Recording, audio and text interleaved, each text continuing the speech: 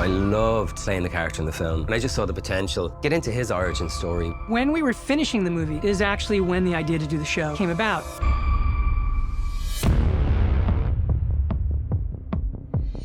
The idea that Colin always understood is that he would have a certain size role in the movie, and then I really wanted to build that story out. The opportunity of doing something episodic, a morally corrupted individual with ambition seeking power in the city, that just felt like great potential for a gangster show.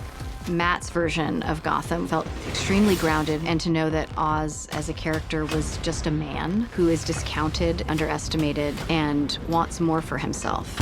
In our movie, he's a mid-level gangster, not yet the kingpin. In the show, he's on his way to becoming that.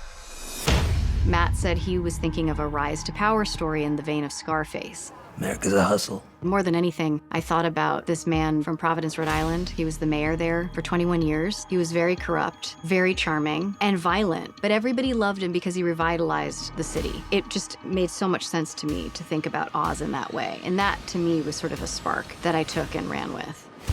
In the comic books, the Penguin comes from money. His family's very important. In what Matt created, it was apparent to me that Oz shouldn't be that type of character. You want more and you're hungrier for things if you have less. He's lived in close proximity to great wealth. He's driven by that sense of exclusion and sense of unfairness. I'm gonna tear down the empire from the inside out. It's one of his greatest weapons that people don't take him serious, and so he can act in the shadows in a way that if people were fearful of him and watching him closely, he wouldn't have got the chance to operate in the way that he does.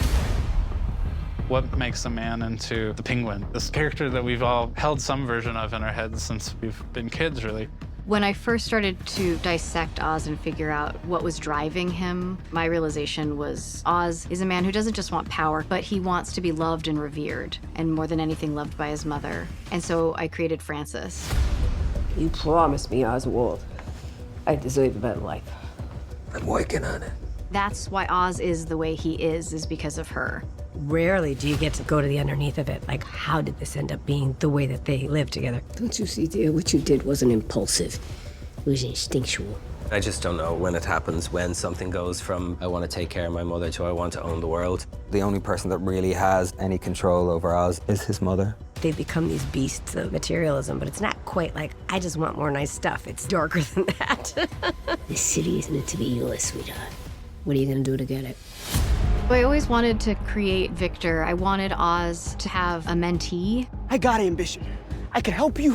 Certain people like the Falcones would see Oz as less than, but a kid like Victor, in the place that he is, would see Oz as a god, and Oz likes that. In the face of Victor's impotence, Oz feels powerful. It feels good to him to have an underling, to have somebody who's so clearly beneath him and so clearly afraid of him and so clearly has an element of reverence. Oz gives him a chance to not only be able to make some money, but to feel important, to feel like you're making moves. He finally has a chance to be something. Feel alive, Vic, huh? Feel a heart beating? All of the emotional undercurrents, all of the psychology, that is the delicious thing that you get to do by having more time than you would have in a film. He does things you want to think you'd never do. By understanding him, we can see ourselves in him. I want you to relate and empathize with him in moments, but also be equally repelled. You don't have to like him, you shouldn't like him maybe, but you want to watch this guy.